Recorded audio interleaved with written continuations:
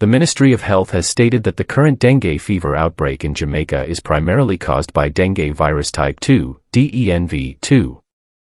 This is a concern because DENV2 has not been the predominant serotype in Jamaica since 2010. This means that the majority of the population is not immune to DENV2, which increases the risk of a severe outbreak. The Ministry of Health is urging Jamaicans to take steps to protect themselves from DENV2, including using insect repellent, wearing long sleeves and pants, and avoiding areas where mosquitoes are present.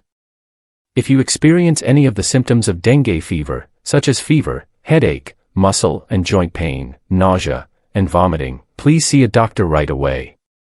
The most common symptoms of dengue fever include sudden onset of high fever, 104 degrees Fahrenheit or higher, severe headache, pain behind the eyes, muscle and joint pain, nausea and vomiting, skin rash.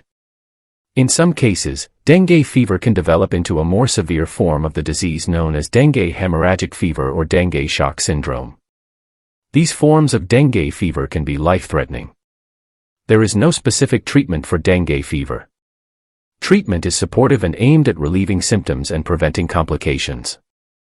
This may include rest, fluids, and over-the-counter pain relievers. Empty and clean all containers that hold water, such as buckets, flower pots, and bird baths at least once a week. Keep your yard and gutters free of debris. Repair any holes in screens or windows. Use a mosquito net when sleeping if possible.